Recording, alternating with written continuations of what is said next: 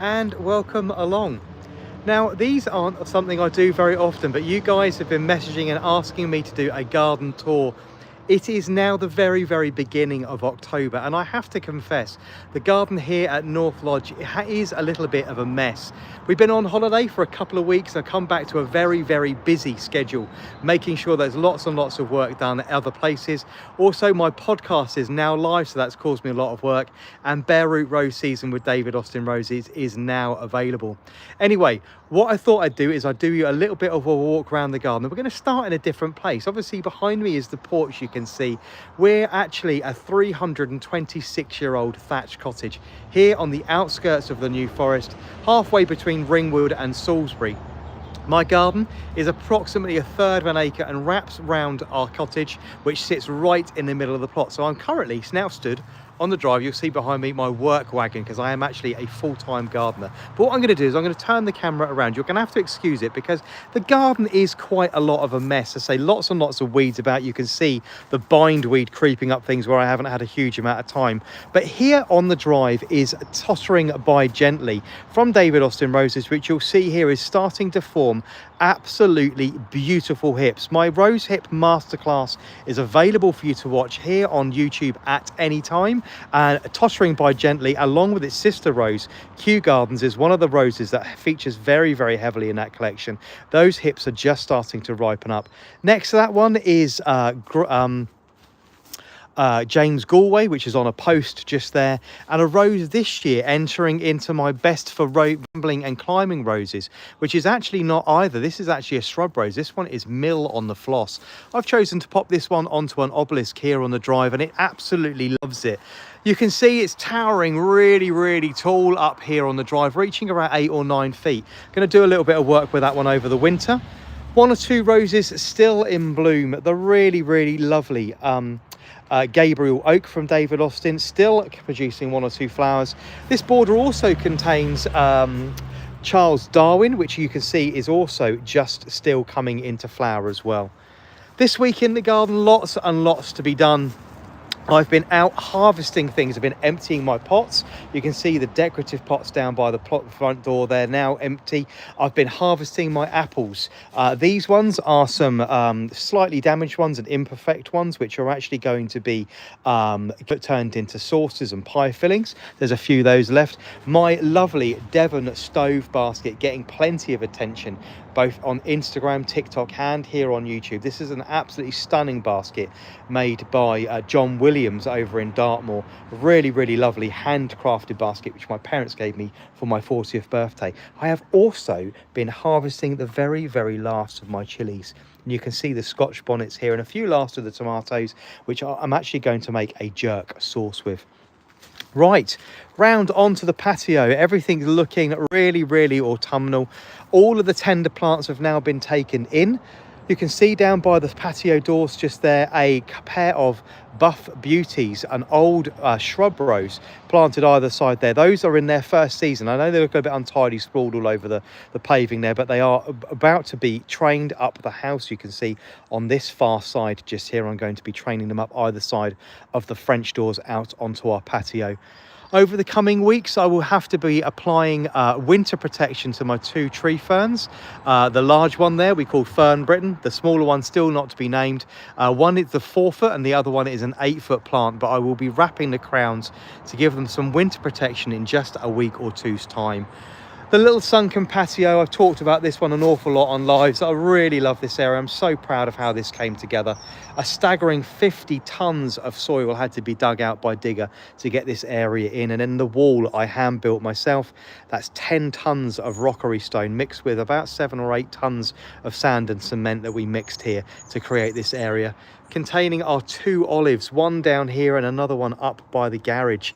Really lovely. This particular one, actually, this larger one here, I'll show you the back of that one because it's absolutely stunning. But this particular one getting really quite big. The light levels are a bit strange for you to see, but this one is going to have some pruning, some of these larger branches taken out probably in about March or April next year. That is the ideal time to be planting or pruning olives. You can see this stem here, this one here is really quite large and heading up. Actually, you can see where I pruned it last year, the little nubbin just here where I pruned it last year, but I'm going to have to shorten those down a little bit. Want those to remain really thick and dense, because those two plants are actually very strategically planted to give us protection or from the views from the two houses that are behind us. But again, I hand built these two stone planters myself, one down here and one up there where we'll go and have a look at the moment. I have also harvested all of my pumpkins. They're here. It's not enough for what I need. We're going to go off pumpkin picking this weekend, but yeah, the pumpkins are out. This one is called Turk's Turban, which is a really nice fun one. These, you probably noticed when we were over there, the porch is actually bare. Let's go back round to the porch and I'll show you, because the porch is so pretty. Very proud of that when the extension was done. But yeah, the pumpkins will all be lined up along the side of the porch in the next week or so to come. They'll stay there for weeks and weeks on end, and I'll slowly but surely take them in one by one and sacrifice them to the kitchen gods and turn them into all manner of different things. Soups, pumpkin mac and cheese, pumpkin tart, all of those lovely things that we like to make at this time of year. But the pumpkins will all be lined up along the side of the porch, which is really nice.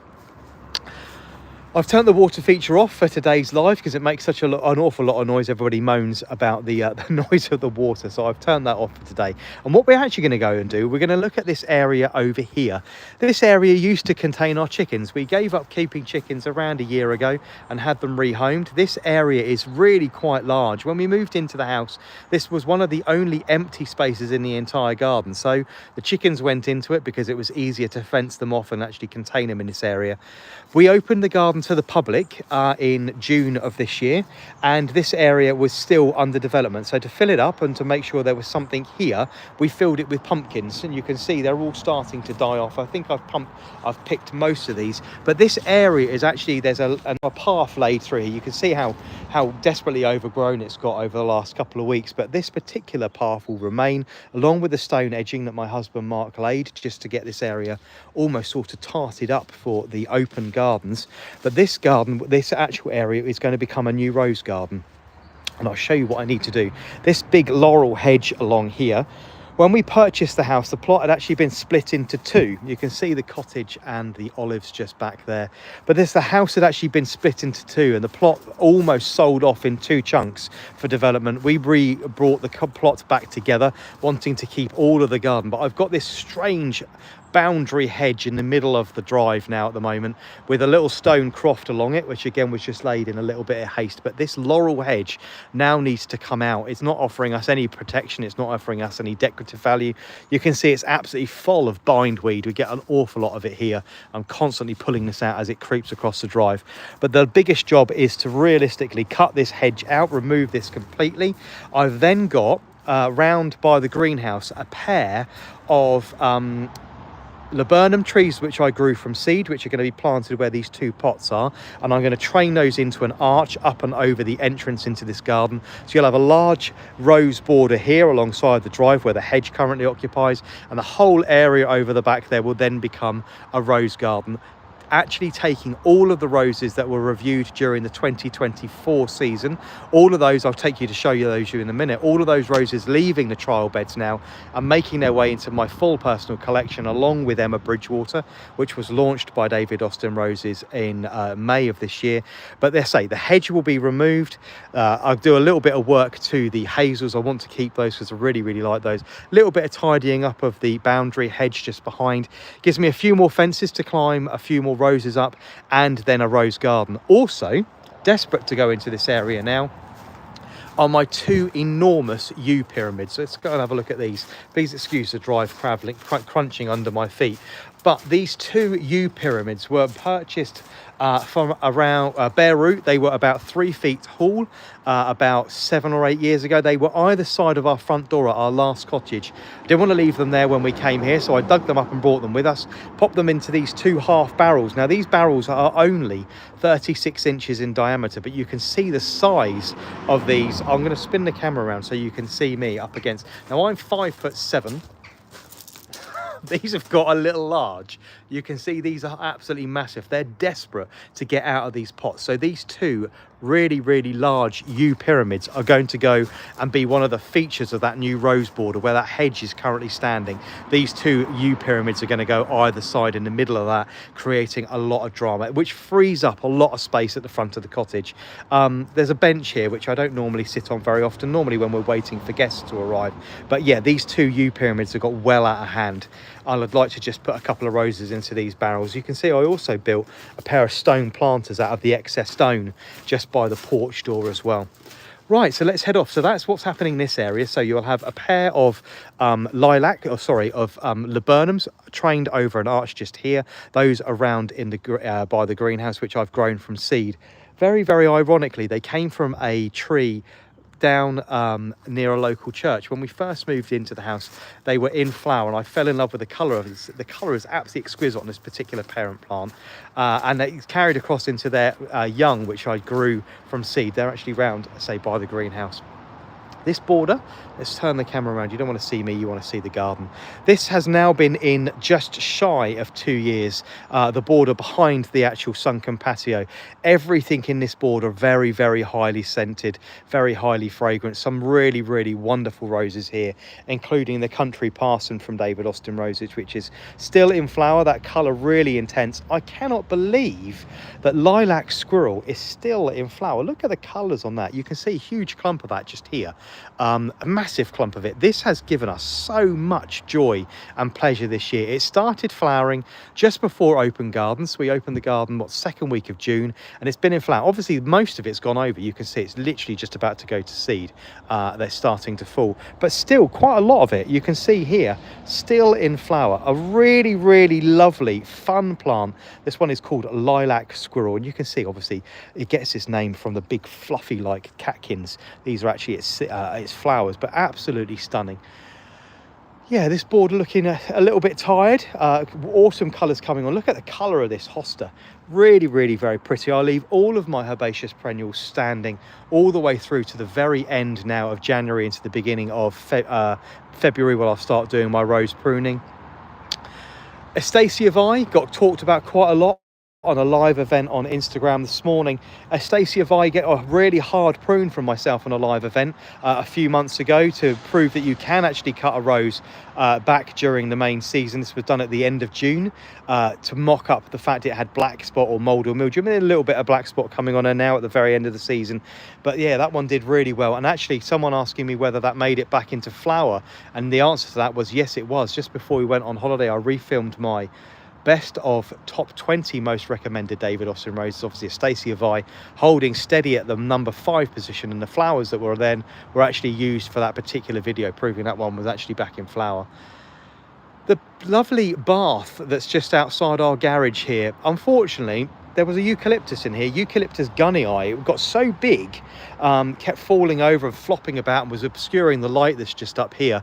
I decided to cut it back at the beginning of the season, and it budded up, but then didn't do anything after that, so I've killed it. Anyway, I'm going to have that out in the next week or so. I'm going to actually place another rose in there. One of the ones reviewed this year, I can't work out whether I want to put Spirit of Freedom in there, or I might put Sophie's Rose in, which is a really nice coloured one. However, Sophie's Rose, very similar to the other rose in colour that's already occupying this tub. On the other side, on the far left-hand side of this tub, is actually Royal Jubilee. You can see all of its sprawling stems there. Starting to produce fairly decent hips as well. Those are starting to come on, but you can see this one is really going into autumn mode. Still in flower, incidentally, if you're interested in roses, still in bloom, is the stunning Elizabeth from David Austin Roses here in its large container. You can see that these last few blooms of the season really, really intensifying that lovely yellow, apricot and golden tones rippled through that particular flower. So yeah, she's looking really, really good. A couple of blooms filling the air with some fragrance. I'll turn it around so you can actually see her a little better. So there is Elizabeth, still in flower in a large terracotta pot with just a few hazel sticks to keep her up and out of mischief. Right, we're going to go around into the vegetable and cutting garden. Obviously, number one spot again went to Bring Me Sunshine. I have a pair of Bring Me Sunshines which are now available from David Austin Roses as a climber. Sorry, the light levels are really challenging today. That right is really squinty. But yeah, Bring Me Sunshine held on to its #1 spot this year. Donahue is there in the large container and has been flowering his socks off. Very, very close to the mark with Donahue this year, storming into the very, very top of my top 10 at #2. It didn't quite make the ground that Bring Me Sunshine had, but realistically the two are so close together, literally they're feet apart. But yeah, these two roses neck and neck for that #1 spot. Bring Me Sunshine just fills me with a little bit more joy when I see it, and it did really come down to that. Some lilies that were purchased at the Hampton Court Flower Palace Flower Show just a few months ago. These were planted in the second week of July. Just brought them round to the stable to photograph them and to enjoy their fragrance just before they moved into the greenhouse. Going to do that to overwinter them. You can see a few blooms still coming on Gertrude Jekyll. She occupies the side of the stable here. Again, as you'd expect at this time of year, a little bit of black spots, some leaf drop occurring on Gertrude Jekyll right now, but it's coming right to the end of the season. The garden feels very, very autumnal, very much like we've entered into the very, very last parts of November rather than just the beginning of October. It's weeks ahead of where it was this time last year. The trial bed is still full of flowers. You can see St Swithin, which was reviewed this year, is still producing flowers. That particular rose is actually heading, we'll go around and have a look at it. So we've got Gertrude Jekyll on this side of the stable. I'm actually going to be planting St Swithin round on this aspect, round here, because obviously this hedge is coming out.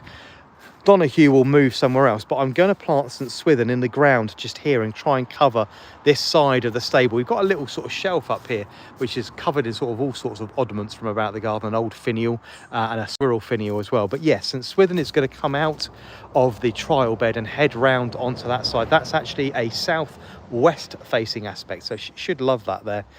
Other blooms to note that are still in flower: Rosemore from David Austin Roses. Lovely, lovely, cute as a button. Really, really pretty ruffled flower. This one fully reviewed by myself as well this year, and that rose that I might place into that big bath by the side of the garage, Spirit of Freedom, which I'm really, really smitten by. Very, very deeply cupped. Excuse me while I get in there for a sniff. That one is Spirit of Freedom, which is a lovely one. But you can see the dahlias this year have been a little bit of a disaster. Lots of empty cages or very, very small plants. I think three failures in this bed alone. One that didn't make it into a cage and has sort of flopped all over the floor. Haven't had a lot of time this year. It's been a bit of a challenging year gardening wise. The grapevine, once again, the birds ate all of the grapes on there. There was a decent crop.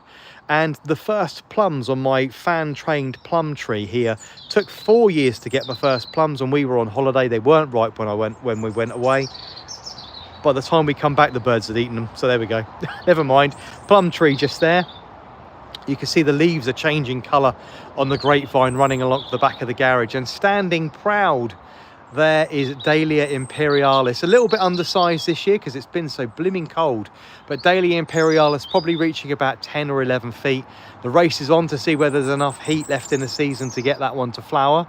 Last year she reached 14 feet and I managed to get 2 days out of it before it frosted off. But yeah, Dahlia Imperialis, or the tree dahlia, standing just there. So whether that one will flower this year or not, I don't know.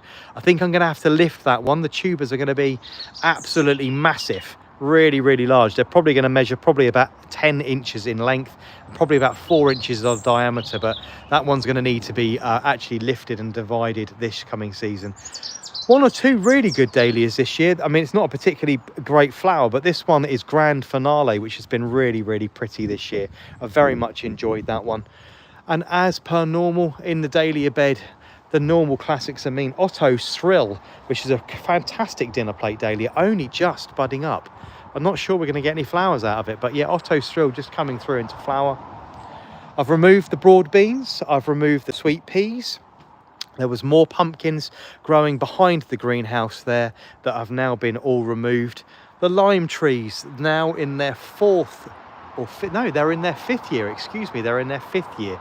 These were grown as field grown plants and then trained by myself. I'm really, really proud of how these lime trees have come on, offering us screen protection from the house next door. 3 layers. I'm actually going to add a 4th layer to these to make these a little larger, but these are really started to make some size. If I put my hand into the factory now, you can start seeing how they're getting some really, really big plants now. So I'm very, very pleased with how the limes are filling in. I had my first fig this year off of the fig tree, which was really nice. That's in an old disused water tank just there, which is really nice. Normally the birds get them before I did, but I happened to be here. I don't think we've got any fruit ready to overwinter this year. The greenhouse is now empty. Everything has been stripped out. The chilies, the tomatoes are gone, cucumbers have been stripped out, and the greenhouse is now empty. And well, not completely empty, because I've now moved the succulents into the greenhouse for the winter. The vents and the door are still open because it's not particularly cold yet, but the vents are still open in the greenhouse just to give those a little bit of ventilation. Vegetable and cutting garden looking quite empty. Some more lilies just here, which I picked up from the Hampton Court Palace Flower Show, just starting to come into flower.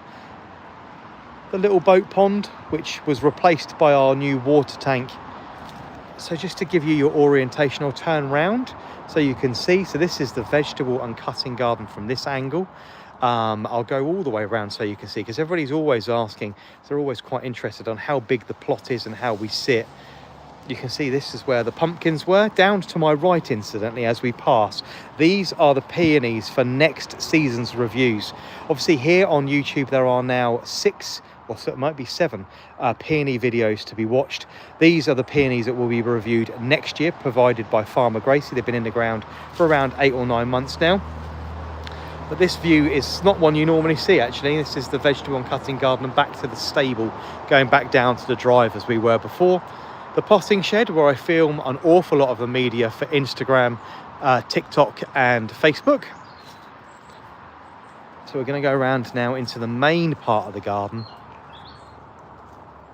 Just here you'll see the view of the cottage just down there. Our top patio, again, where I do an awful lot of filming. A couple of pots. I've lifted the red banana, which was in the dolly tub just here. That one's now ready and waiting to be turned into a bulb lasagna, which I will do over the next week or so. Again, that will be filmed, posted to YouTube and onto TikTok and Instagram if that's something you're interested in. Topped off with some winter bedding plants. But the green banana just behind me, it's really, really struggled. I lost its parent about... not this winter, the winter before, and I thought this was completely dead, and all of a sudden it came back up from the ground. It struggled to make any size. You can see it's teeny weeny. It's literally only about 3 foot high, but it is alive. That's come back from the rootstock, which I'm really, really pleased about. This one, I'm not sure what I'm going to do with it because it's in this massive container. Its parent, I say, used to get to about 10 feet tall, but we had a particularly cold winter 2 years ago, not last year. Last year was really mild, but it did actually unfortunately kill it. So anyway, I'm very pleased to see it's back and it's live and kicking. It was a bit annoying for myself actually, because the year before it died, I gave away about 6 pups to loads and loads of different people. Loads of my friends and family got bananas from me because I didn't obviously want them. I couldn't keep them all, and theirs all thrived and I lost the parent. Anyway, it is still alive, but it is live and kicking. A little reel posted about myself the other day about asters, or China aster, or China daisy as it's often called, the Michaelmas daisy. Still really, really lots of flower on that one. Nice big clump of Rebecca there as well, offering a late splash of colour. But you can see as we go down the main part of the garden, the lawn's looking a little tired. It didn't get mown for a couple of weeks. It was so wet, and of course I've mowed it and it's gone a little bit yellow now, which anyway, it will recover. I'm going to hollow tine that and get that scarified over the next couple of weeks. Again, on the agenda for the autumn and winter, I've got a pair in this particular area here. I've got a pair of tree peonies. The big one you see in the front is turned into a little bit of a monster. This is a standard yellow tree peony, and behind it, that woody bit just there is a really, really lovely pink spotted one, which I purchased actually on FaceBay. It's a little bit of a gamble. Didn't know what the colour was. I'm really pleased with it. Anyway, the yellow one has completely swamped it. That yellow one is going to be pruned back and dug up, and is actually going to be moved. If you remember where we went a second ago, that's the hedge, which I'm going to be removing, opening up that space where the chickens used to be. The yew pyramids going in either side, pretty much for where we're looking at the olive tree just here, and that big tree peony, this yellow one, is actually going to go in to the the right hand side of the stable and fill in that area just there. So yeah, that's going to head over there and get out of the way, because it's going to turn into an enormous great big thing. It's got a little bit out of hand just here, and it's taking up far too much space. I can probably squeeze another rose into this area, hopefully, once that particular peony is moved, but I'm going to do that over the winter season as well. A firm favourite here in the garden with myself, I've got this everywhere, Hypericum Magical Lights. This one, St John's wort, is a really good one for floristry and cut flowers, but produces these lovely purple red berries at this time of year. Everything has really very much gone to sleep. It is a bit of a mess, and I'm really surprised at myself that I'm actually showing you the garden looking at this state, but it is what it is. It looks as it looks. It's entered into a state where it started to really go quiet now. My little hand-built rose arch, which I built about 6 years ago. You'll all know that you've got several really large roses on here. On the left-hand side, you've got Blush Noisette, which is the pink one, still producing a few blooms up the top there. And on this one is RS Kissgate, a whomping great big rambling rose, an old rambling rose, which is now producing the most beautiful hips. This is exactly the reason why I've grown this particular rose. Look at these, they are absolutely stunning, and there's quite a few. I've actually planted it here because I want this rose to go up into the boundary of trees. You can see it reaching really, really high up into the top of the trees there. I want it to rampage around the boundary of trees that flanks between us and the rose, but you can see, if I move around this way, you can see there are more hips dripping on it just there, and it has actually made its way all the way over to this side, where there are lots and lots of them. Getting caught up in it.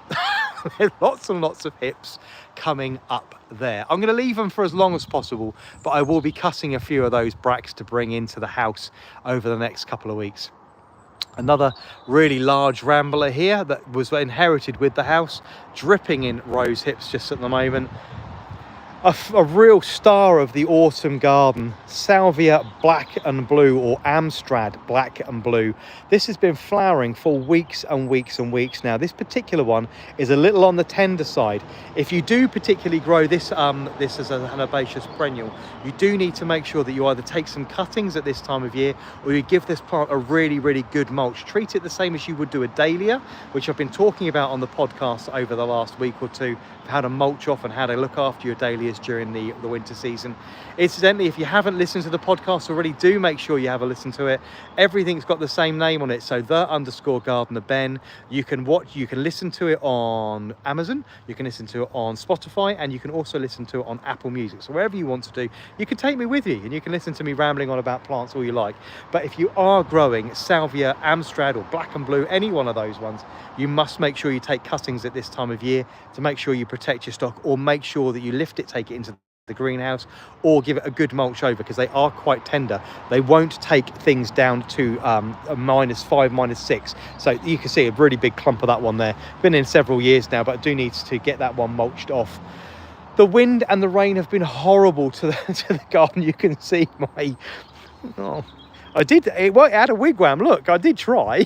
It had a wigwam, and I did tie it up, but the wind and rain was so bad while we were away on holiday that absolutely decimated it. It's all collapsed down on top of the crocus roses underneath there somewhere. There we go, crocus roses under there. Next to that, the lady gardener, again, been swamped by the crocosmia, which is now going over as well. The garden is really, really untidy, and now I'm showing it to you. I'm quite appalled by the actual state of it, but still, nothing we can do about it now. It's all flopped over. One or two blooms still reaching skywards on the Lark Ascending from David Austin. You can see just here, one or two flowers still reaching up to the skies at the moment. Hips are being left on that one for the next couple of weeks. Actually, the plant that's at the front of the house, I'm not going to show you today, but the plant at the front of the house on our parking bay, which is right outside the gates, is absolutely smothered in hips. I mean, literally, there are hundreds of them, but one or two being produced just here. Really, really nice bulbous ones. And another rose that's in flower now will actually go down the bottom. And remind me to come back to that one in just a minute, because that one hasn't had a lot of attention this year. That one is Port Sunlight. You can see completely congested in there, planted in very, very deep shade, still flowering away quite nicely. Ironically enough, the Dahlia Otto's Thrill round in the cutting garden, which has all the light and all the air and unlimited moisture you want, still not flowering. The one crammed underneath here, the Viburnum tinus next to me, is in flower. Very bizarrely, you can see that it's, again, I'll turn the camera around so you can see, you don't want to see me. The blooming thing's collapsed under its own weight. The wind and the rain taking its toll on that again. But Dahlia, dinner plate Dahlia, Otto's Thrill, still producing one or two nice blooms. Dahlia Nordwick's galore, producing a couple of nice flowers as well. I like this particular water lily tailed one. But round into this part of the garden, you can also see that Roald Dahl producing masses and masses of hips just at the moment. That's going to have a really good collection, along with Buttercup, which occupies this jasmine as well. You can see a large brack of rose hips up there on Buttercup. You can see everything is really heavily planted, and I'm kind of cringing as I'm talking to you about this, but no garden is perfect, and this one is looking a little untidy, unfortunately. I've turned the camera around to show you the apples all came off of this espalier tree just here. When we first moved into the house, there was an enormous rhododendron here, which I had to dig out. Absolutely horrible thing. I replaced it with an espalier fruit tree, which we also brought with us.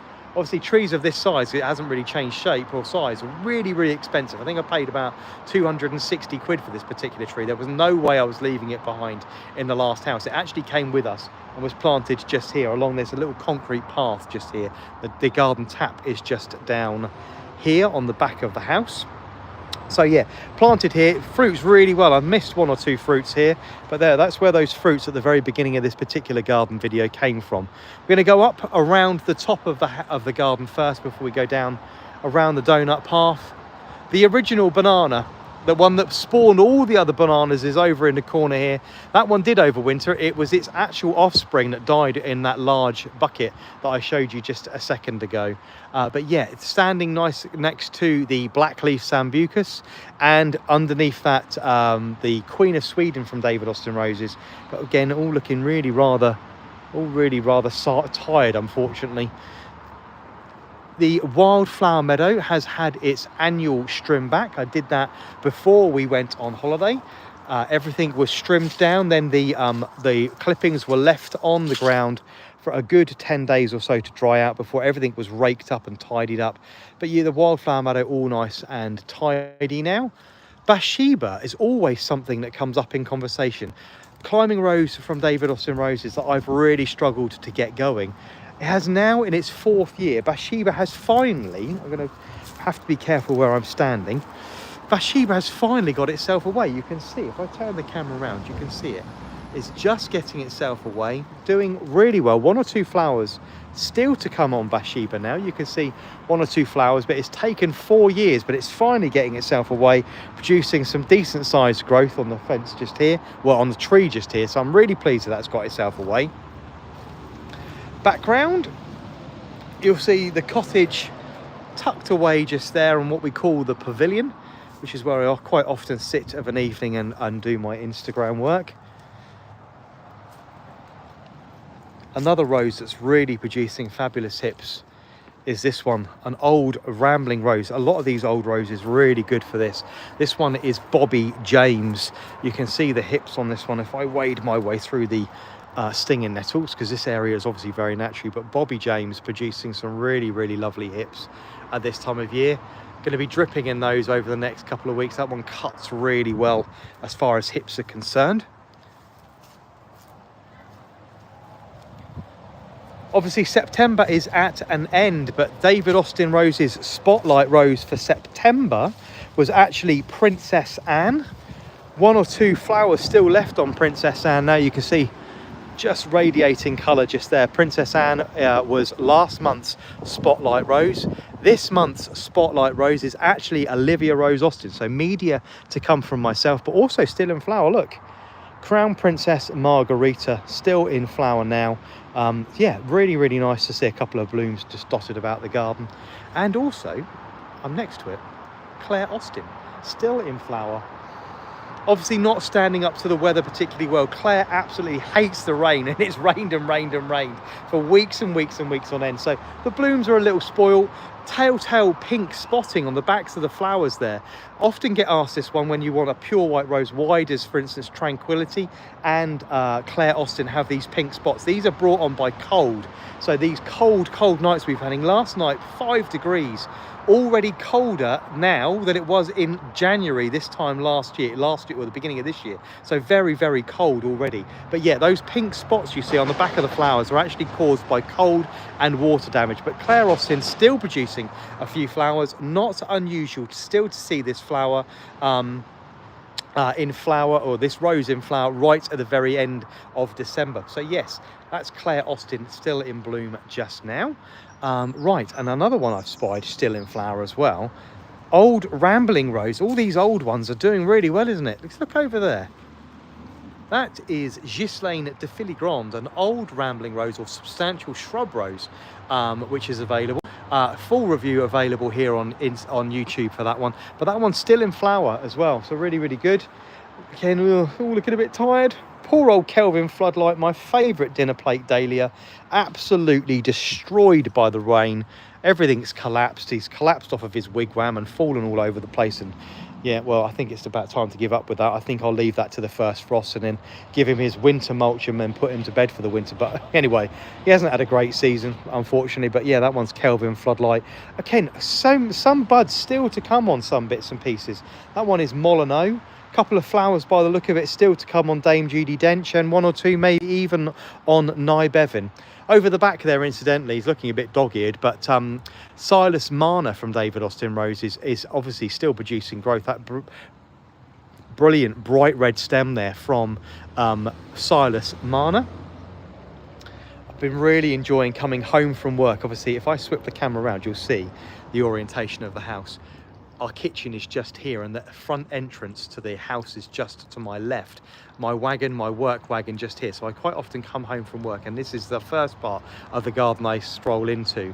And I'm really enjoying the Michaelmas daisies and the asters at this time of year. I love coming around here and seeing the butterflies and the flies and the wasps. Look, here we go. There we go. And the butterflies enjoying the late autumn colour. Just enjoying some nectar and some pollen there from the asters and also from the sedums behind there. So I need to move off and let this butterfly enjoy its dinner. We're going to go down round to the bottom of the house now. This is going to be a bit congested, so please excuse me. We're round in what we call the donut path. Huge, great big bay pyramid just there, which needs a little bit of a trim. I trimmed that before I went on holiday. It's grown and grown and grown. Anyway, big bay pyramid there needs a bit of a prune, and I'm going to turn you around. Look at it. Look at the state of it down here. Everything's flopped over. This wind and rain has completely ruined everything. But down here, all very congested. A royal fern, which is normally lovely and yellow by this time of year. The phlox down here didn't really make it to flower. This is the first time they've bloomed. The season's been so very poor. I know we can always look forward to next season, but this summer been so very disappointing. Yeah, not a lot looks very good, I'm afraid, but we did say we were going to come in and check in on this particular rose. I said we we're going to come back to this one, Port Sunlight from David Austin Roses. A really good rose for growing in a pot. Now, obviously, the scale of this one is a little bit thrown because this one's actually on rising ground. This particular plant normally only reaching about 3.5 to 4 feet, but Port Sunlight from David Austin Roses is a really good one for growing in very deep shade. Paired here with a bronze leaf Corylus hazel. I love the two colours together. That rich apricot and that lovely brassy red look really nice together. But yeah, finally coming into flower. It's taken ages this year because it's been so poor, but Port Sunlight now in flower. I'm sorry that the garden looks so bedraggled and so tired, but I say it is what it is. This huge hydrangea, incidentally, I've been taking a lot of heads off of this, much as a lot of them are needed for winter protection. It's so big and floppy that I've actually been drying an awful lot of these. Again, I produced a piece of media for Instagram and TikTok a couple of days ago about drying hydrangea heads and how that should be done, but that's available for you to watch at any time. But yeah, this autumn temperatures really starting to flush the colours through on the hydrangeas. A rose that I'm going to give you a little insight into. This one here is the Lady Emma Hamilton, my #1 ranked rose in 2018 and 2019. Now, unfortunately, heading for the compost heap in the sky. She's flowered herself into an early grave, unfortunately. This rose is going to come out over the next week or two and be replaced by something else. It didn't really do a great deal this year. It's really unfortunate. I tried really hard pruning that one during the pruning season last season. Unfortunately, it hasn't recovered. The plant no longer gives me joy, no longer brings me any pleasure. I'm lucky enough to have another Lady of the Hamilton. I'm pointing over there because that's exactly where it is. But over on the other side of the garden, next to the log pile, there is another one next to that large miscanthus. But this particular one, the original Lady Emma Hamilton, I've got pictures of me with this, with maybe 900 blooms on it, absolutely dripping, just covered in flowers. But yeah, this one unfortunately now making its way onto the compost heap in the sky, and it's going to be replaced by something else. So look out for what I replace that with over the next couple of weeks. And we are back round to the tree ferns, which we talked about winter protection on the other a second ago, and round onto the sunken patio. There we go. That concludes today's garden tour. Unfortunately, all looking a bit messy, all looking a bit untidy, but it is exactly as the season depicts at this time of year. There's nothing you can do about it. I say I won't be doing a massive amount of clearing here in the garden for weeks and weeks and weeks ahead. Lots of media to come to me from over the next couple of weeks on how to handle, more importantly, how to rehydrate, how to plant and how to care for bare root roses. Today, if you follow the link in my bio, you can get 15% off of all David Austin roses. That's 15% off for all UK and EU customers. Follow the link you'll find in my bio, or anyone that you'll find in the bios on my other social media platforms. Enter the code BareRoot24. That gets you 15% off of all stock, bare root and otherwise, on the David Austin website from now until the very 1st of December. The most important thing is you follow the link. The code is what gets you your discount, but follow the link. That's the one that's traced back to myself. If that particular deal doesn't work for you, you can actually use another code, which will actually get you a free packet of mycorrhizal fungi. Look out for the captions on this. I'll actually pop it in the caption below, in the comments below, for you to follow that one as well. If you need anything at all, don't hesitate to give me a shout. Hope you've enjoyed today's wander around the garden. I'm sorry that it looks a bit of a mess, but I say it is as the season depicts at this particular time of year. Anyway, I'll see you all again very soon. Take care now. Bye bye.